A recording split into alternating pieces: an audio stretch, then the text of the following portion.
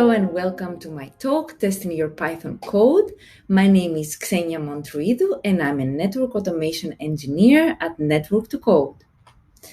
I will begin with the agenda for my talk, and first things first, motivation. Why should you test your Python code? And in other words, why should you listen to me for 25 minutes? Then I will give you definitions on different types of testing. And then we will dive deep into some unit test examples and mocks and fixtures with Python for your network automation code. I will leave you with some templates and tools on how to start your Python testing tomorrow. And we will recap the main points of the talk and some additional topics on testing. So a little bit about me. You may have noticed that I have a difficult name. So my colleagues call me Dr. X. I'm a network automation engineer at Network to Code. I have a PhD from North Carolina State University with topic performance modeling for optical burst switches. I did a postdoc at the College of William and Mary on time series optimization for energy savings in data center storage. And I have a mixture of academic and industry experience. I worked for a couple of years at IBM for the WebSphere application server team. I also have a mixture of technical interests spanning from computer network security, Internet of Things, data analytics, and telemetry. And I have a picture here of my favorite hobby, scuba diving, and this is cave diving in Florida caves.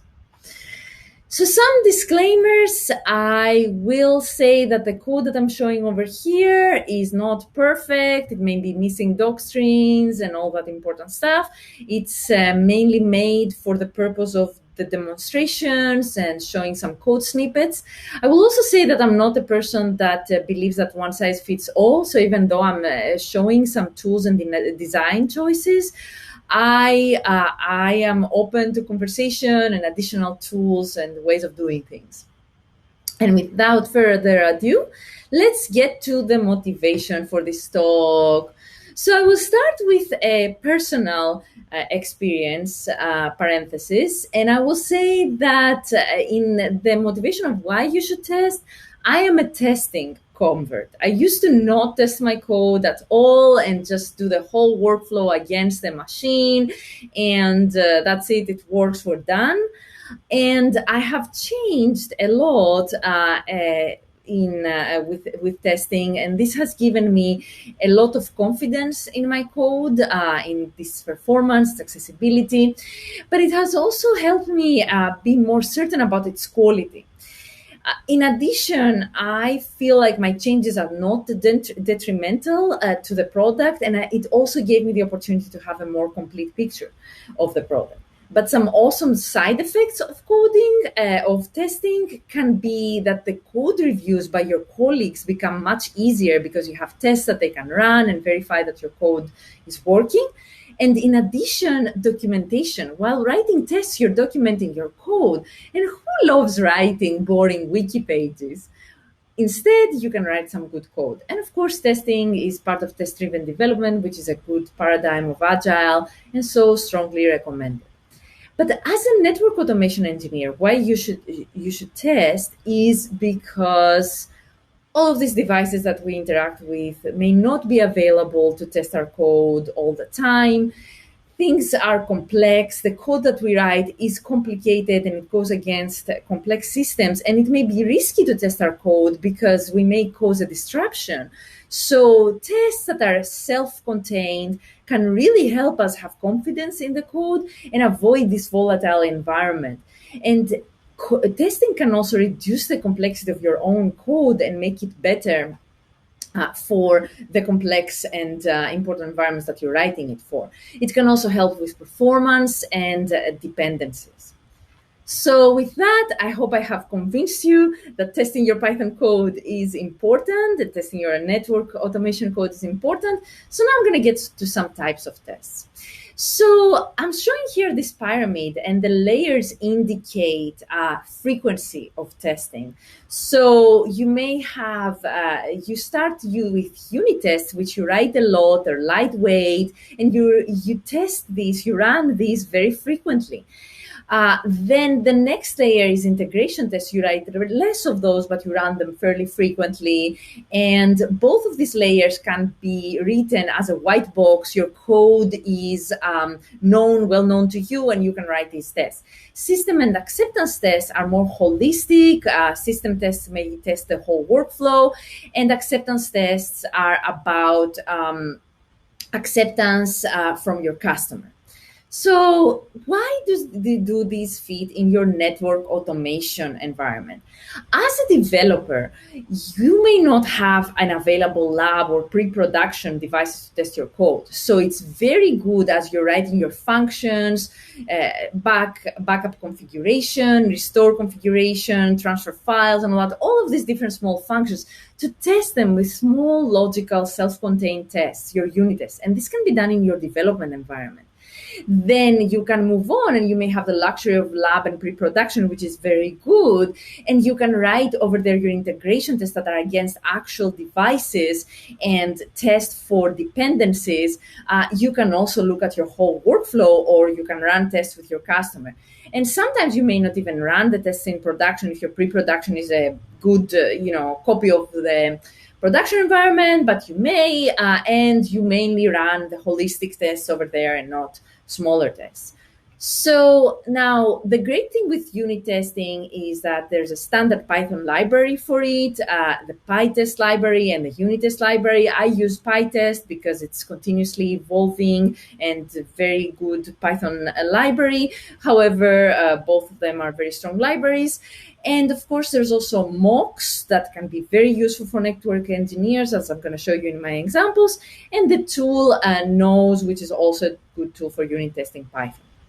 Integration testing is a very good way of testing your components in orchestration and not your whole workflow. So you're testing for functional requirements and dependencies. And here I have a nice example that I did recently.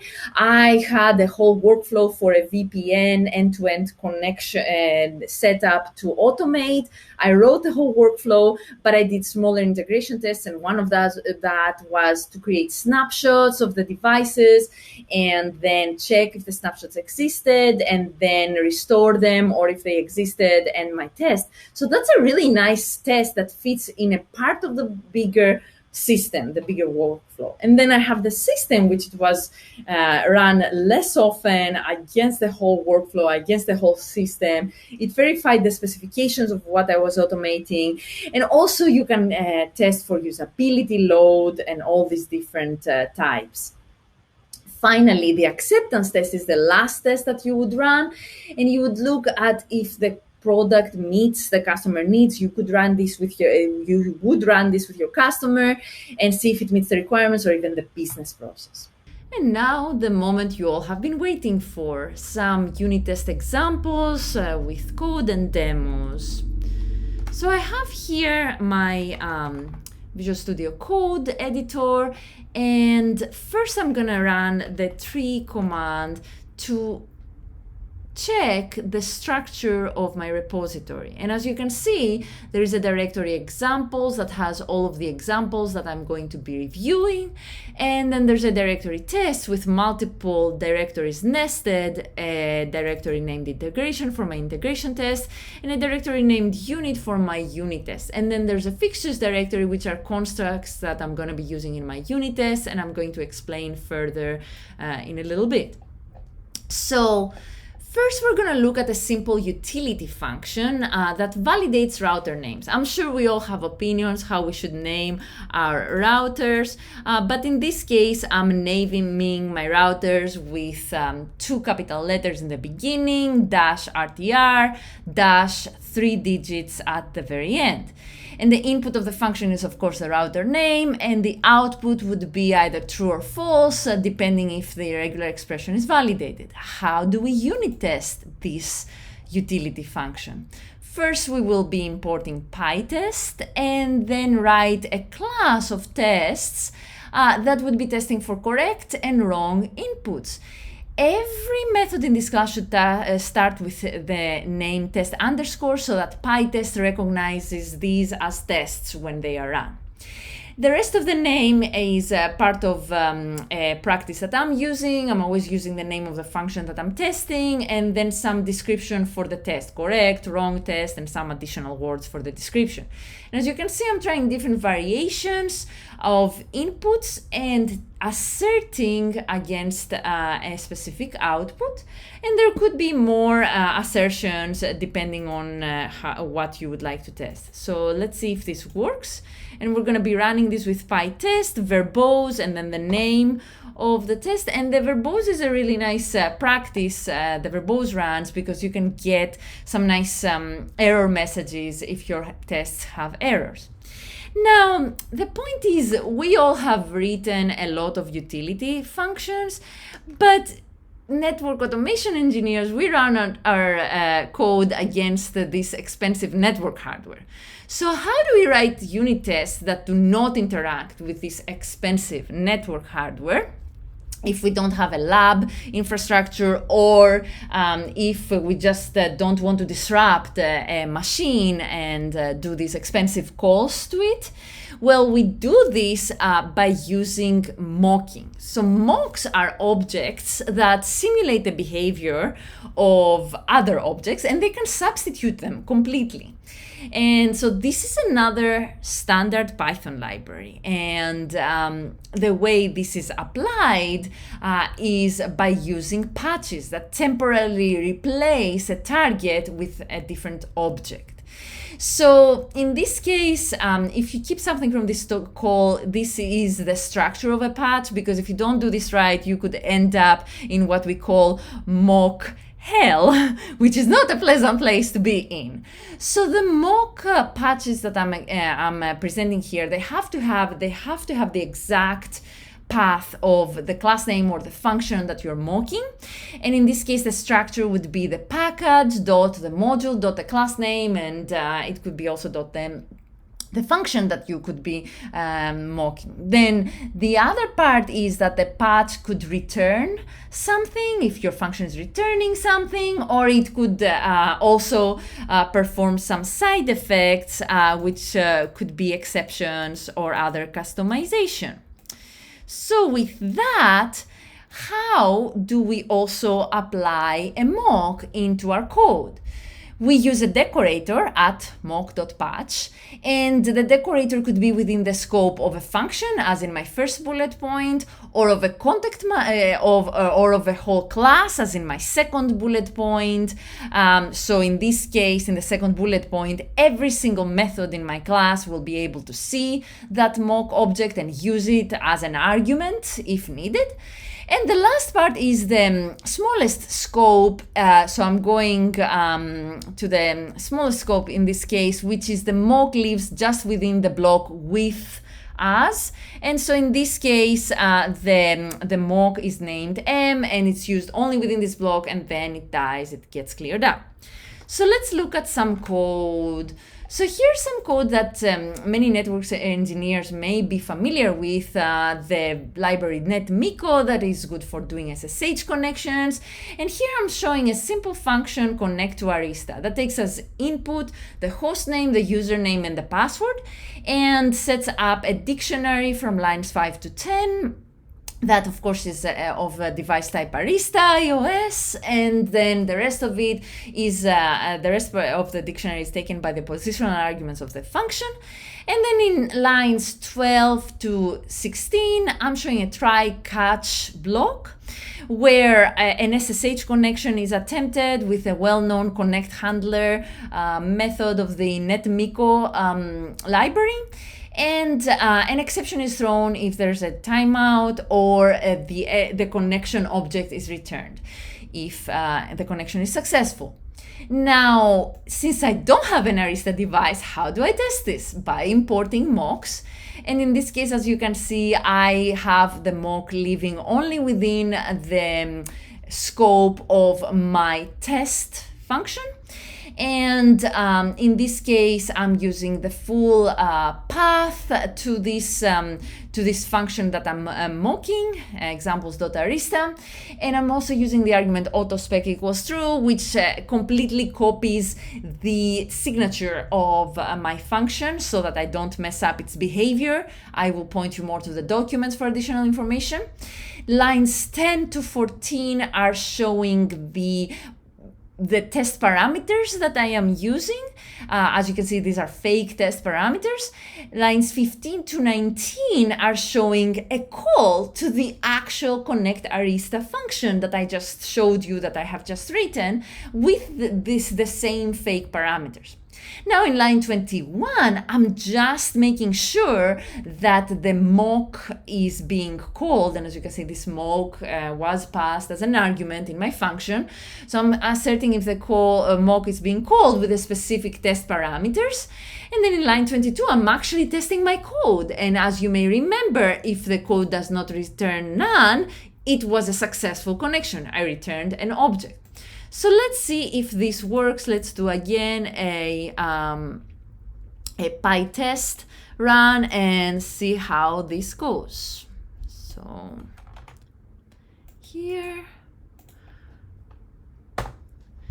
And the test passes. So, and never touched an expensive Arista device. So I will be doing you injustice if I don't show you one last mock, and that is for HTTP requests, which truly we do a lot to different devices that have a certain APIs, and we can do gets and posts and deletes and so on and so forth.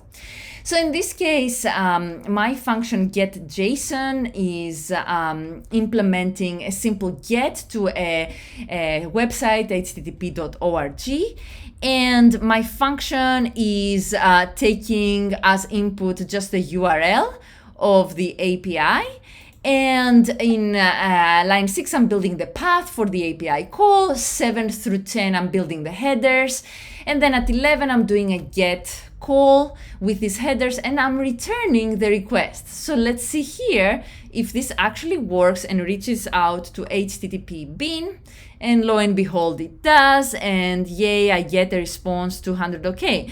But what if the device or website, it's usually a device that we are using our REST API calls, is not available, or I don't want to overload it with my gets? In this case, I can use a very specific mock called requests_mock, and this is a mock object that actually emulate the behavior of HTTP requests, get, bot, post, put, and so on and so forth. So in this case, I also see another thing that I have mentioned, a very useful construct, the PyTest fixture in lines 8 to 12. And this PyTest fixture is something that is run, it's a function that is run before my test. And in this case, it just reads an HTTP, a JSON response that I would be getting from this website that I have saved from an actual call. And you can see over here, as I said in the beginning of my talk, on my demo, that is saved in the fixtures directory. So back to the test, that can also be passed as an argument, same way as our mocks, mock Miko or emd can be passed as an argument to our test function. Again, the test function, I recognize it from that standard name, test underscore.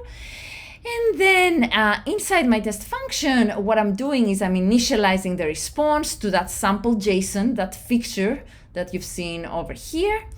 And I'm also calling, in this case, an inline mock request, which is that mocker that is emulating the request behavior. I'm naming this mock object rec. And here I call the get for this object that is doing both an push and pull, push of the URL and headers, pull of the JSON mock response that I have passed as my fixture. And finally, of course, I have to actually call the actual function that I'm testing, the get_JSON. And here you can see a couple of asserts, asserting if the response is okay, and asserting if the JSON construct that I have received is correct. I could do even more JSON checks. So in this case, I'm checking if it includes the slideshow, author, key value that I expect. And so if I run this again, we will see in this case, I am not hitting the device. I am just running the test, and you can do so many different tests with HTTP request mock. You can do, you can check the headers, you can check additional payloads, wrong codes, and so on and so forth. A very powerful library. And that concludes our demos. I will leave you with some templates. The first template I'm showing over here is a unit test template that shows your generic class unit test, and then a setup function and a teardown function. And these functions are called before every single test _ function. So in the setup, you can create objects, and in the teardown, you can destroy those, reset your mocks and all that. And then I have my initialization. I initialize my fixtures in the beginning and my mock variables. Then I have inlines or decorators depending on the scope that I would like to use. And of course, at the end, my asserts. Not one size fits all, but this is a nice template for your unit tests. So, of course, test for error codes, combinations of your parameters, and many other different types of failures.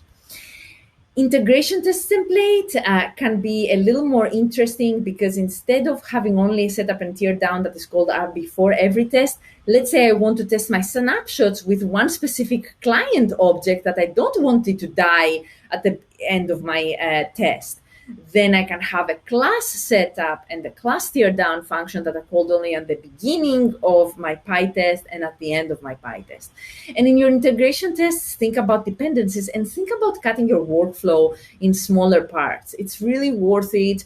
And also, this is your chance of testing against an actual device and testing your code for its reliability and robustness. My favorite tools are already expanded on PyTest and mock and requests mock. I use hypothesis for parameterizing tests like numbers, ranges, and things like that. Betamax for integration tests for HTTP requests. And coverage is a little bit of a debated tool, and it checks if you have enough coverage in your tests. And to recap the main points of this talk, if you keep one thing from my talk, write unit tests. As a network engineer, they will make you so much more confident for your code, and make sure that you have something that works, and you still have to test additionally. And of course, there's no guarantees, but they're very important, and they can help you and help you from a lot of grief. Think about your tests as being a hacker. I just hacked my code and I found some errors and I can improve it. So for me, it's a really fun way to think about things. Invest time, aim for maximum coverage, but not every single line of code. I'm not of the school of thought. Invest time in your tests. In the beginning, you may invest a lot, and then as it becomes natural part of your workflow, you will be investing less and less. Finally, some topics that could be independent talks at Interop. Formal verification could be a way of testing your code with mathematical proofs. It's an academic topic that is gaining traction in industry, and the tool for that is Ada. Fuzzing is a security tool that can be used to randomize your inputs in your tests and even find security issues with your code. A very nice tool that is also a Python library. And regression testing for you data geeks can test your different functions and make sure that you don't have regression issues. So with that, I want to thank you for attending my talk. My GitHub has all the examples that I used for this talk, and I'm looking forward to your questions.